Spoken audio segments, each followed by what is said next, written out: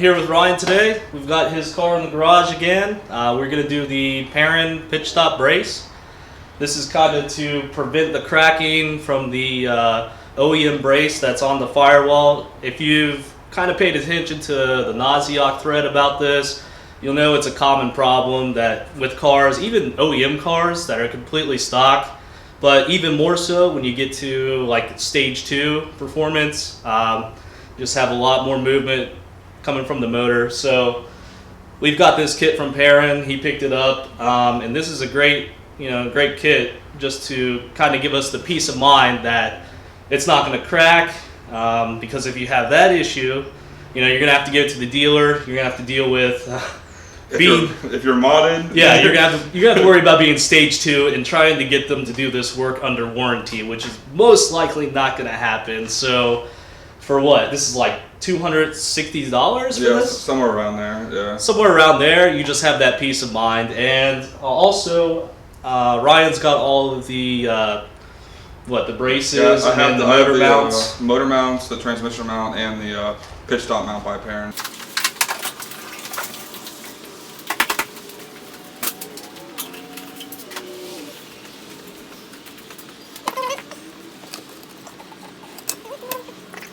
Bracket that we're talking about, it's the red piece coming off the firewall, and down by the bolt is where they commonly crack with Subarus that have this issue. So we are going to be working today to secure this area and strengthen it up with Perrin's pitch stop brace by removing the pitch stop mount. First step, get this out of the way.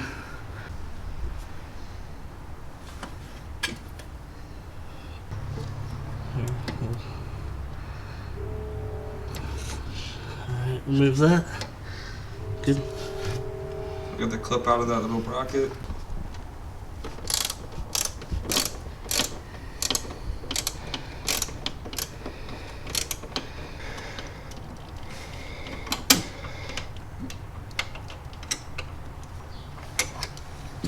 And we're just clamping that hose coming from the clutch master cylinder to the brake reservoir. To the brake reservoir. It's just that when we're unhooking the clutch line, we lose as little brake fluid as possible. And at the same time, try to clamp it out of the way as much as we can. Now, the brake fluid will eat through your paint if you leave it on there. So we've got a few towels down there. Hopefully that will help from going everywhere. What size line wrench is this? This is a 10mm line wrench. Alright, we've got it finger loose. This is the point where we'll see how much fluid we'll lose.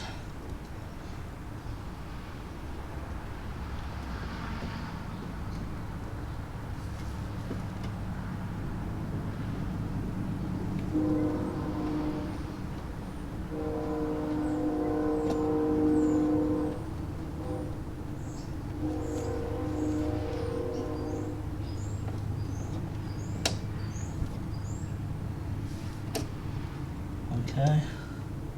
I didn't see any fluid come out. Have you been clutching your car? I like to run dry, It needs fluid. Yeah. Alright. So next up we'll remove this 14mm bolt. This is all one assembly. So you can remove it straight from the clutch master cylinder here, and then this 14mm bolt next. That's all one assembly.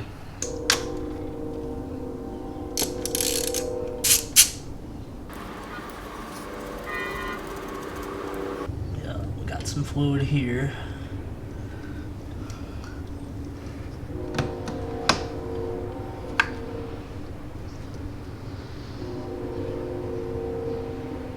So, and take this bolt all the way out so I don't lose that bottom washer.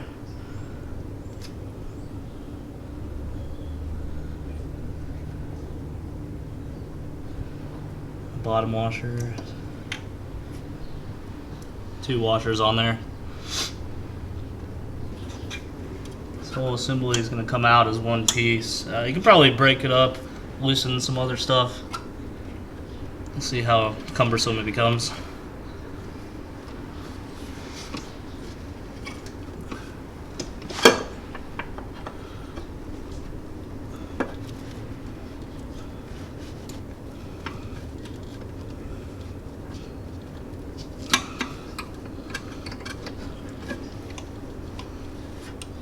Yep, there comes our fluid. There we go. All right, get it out.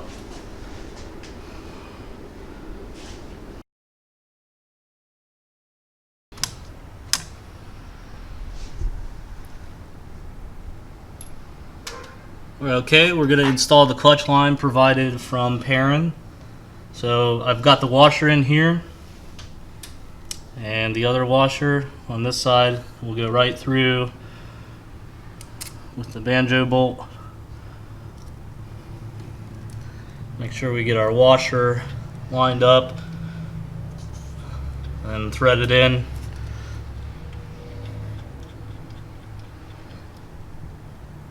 We're doing this pretty soon after removing the original clutch line assembly, just so we don't contaminate the fluid. For the new clutch cylinder line, we need to make sure that it's in this little gap. There's a little gap in whatever this is. I don't know if it's a reservoir cylinder, whatever you call it, but there's a little gap cut out, so we need to make sure our line's in between that. We've routed the new clutch line under this hose and on top of these other ones, so we'll get our zip ties, under.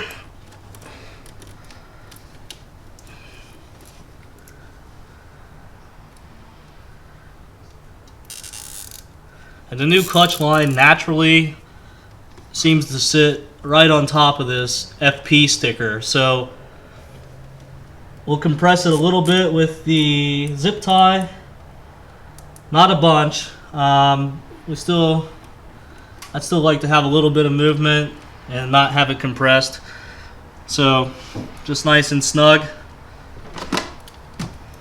just to hold it in place. Chop it off. This is the other side of the clutch line, so we'll loosen up this. We've got this bolt and nut right here. The flat side of it will go into our master clutch cylinder. Get that finger tight, and then we'll torque that down.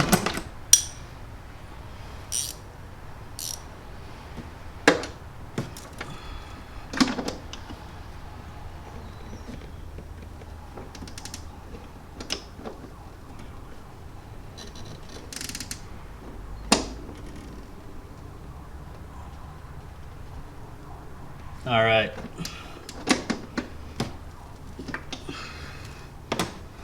Now all we have to do is get our new clutch line onto that bolt.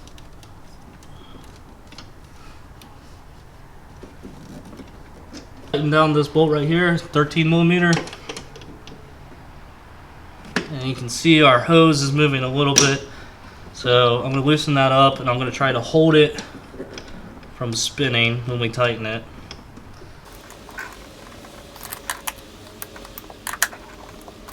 Alright, that's pretty good.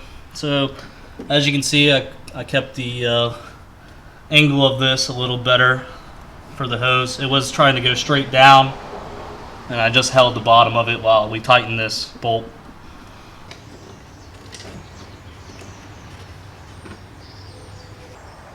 Now we need to bleed this 8mm nipple for the clutch. So we've got our wrench, we've got our hose.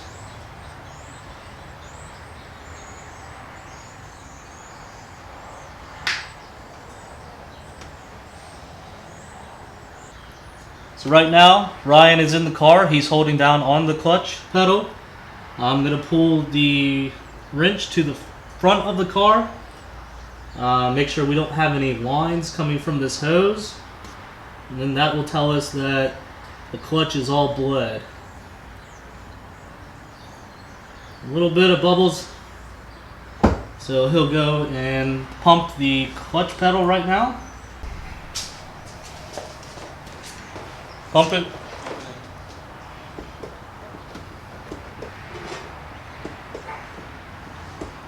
Hold it. Holding. Pushing to the forward, pulling it. Yep.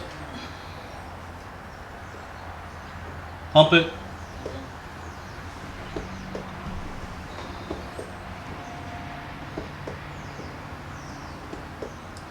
Hold it.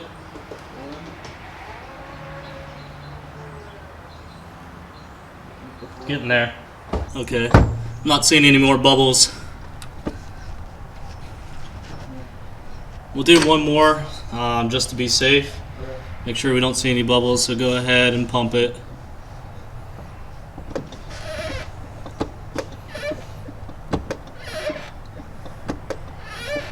Hold it.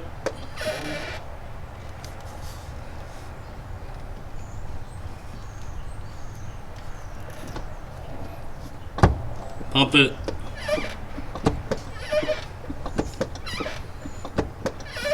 Stop.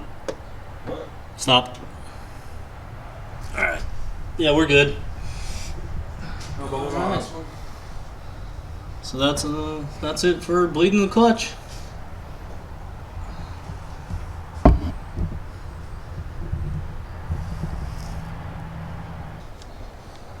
Pretty flawless.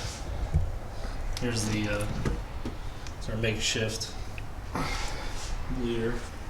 Hey, we have to remove this plastic clip right here that's attached to the firewall.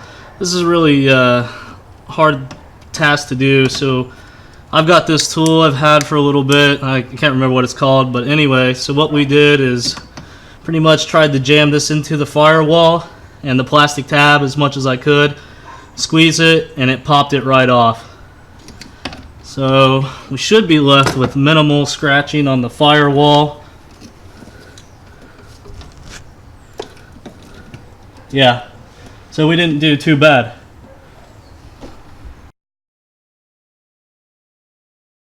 We have to install these riveting nuts. So the way these are orientated is this will go behind our tool, our little hand tool.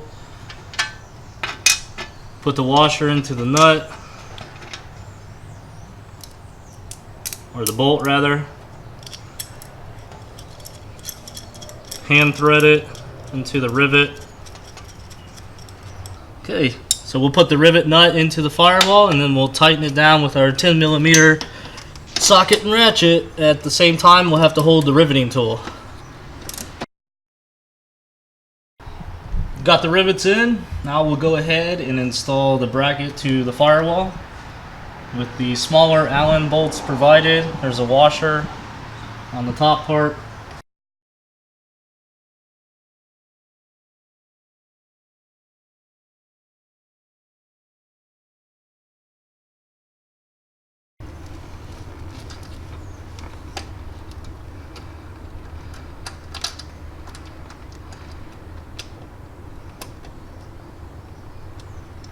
There are two 12mm bolts on each side of the clutch master cylinder. We'll break these loose, back them off all the way, hold down this firewall cover so it doesn't clamp itself between the firewall and the new Perrin brace. We'll install the driver's side part of the brace.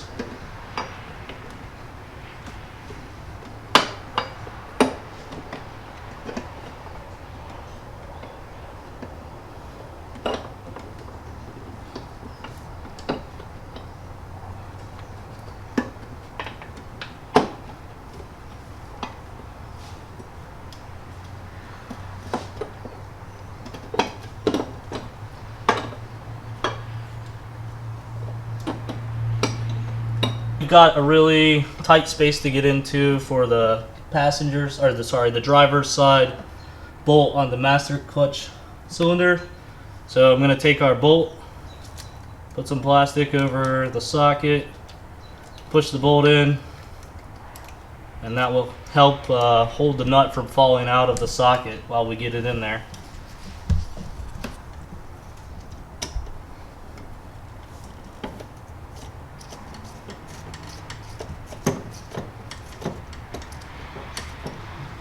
We'll put this last Allen bolt into the hole for our bracket on the driver's side. We're removing this 10mm bolt right here that's holding on this, I think, a ground strap. It's kind of in the way of our new pitch mount bolt down there.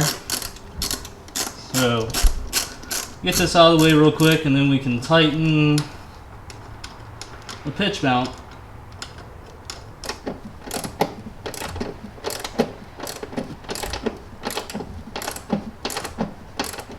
We've got the torque wrench out. Ryan's going to torque this down to 43 foot-pounds of torque. That will be for the passenger side, and then the driver's side there's a nut that actually go onto this bolt sticking out. That gets 43 foot-pounds as well. There we go. Washer and the 17mm bolt.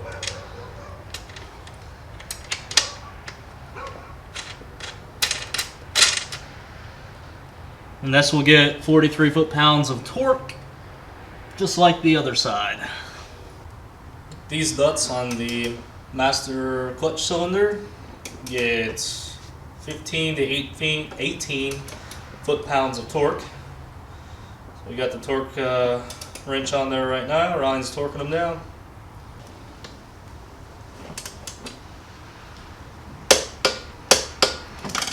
Come on. Let's take it.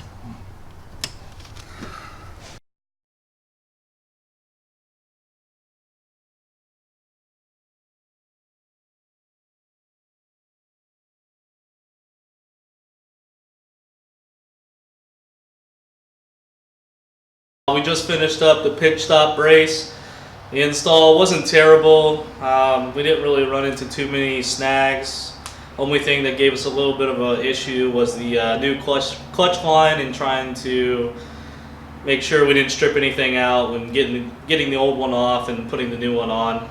As far as bleeding it wasn't too bad. I mean, we had Ryan in the car. He was pumping it. So he pushed down the clutch pedal, and then he'd have to manually pull it back up. We do that a couple, like a decent amount of times. What do you say, 7, 8 times, something like that, probably? Yeah, so we might have done maybe 5, 7 cycles of that, and we made sure to clear all the bubbles out of there. That's the most important part. So we probably gave it 2 good cycles of just straight fluid coming out. So it's not an issue. He actually went out and we just took it for a little bit of a drive, and he said there's some difference in the clutch pedal. Yeah, there's some difference. Could be a placebo effect. I'm not sure, but I definitely feel like there is a difference. All right, guys. We'll see you next time. Thanks for watching. If you had a fun or enjoyment watching this video, just go ahead and subscribe. We appreciate that. So, see you guys. See you. Next video.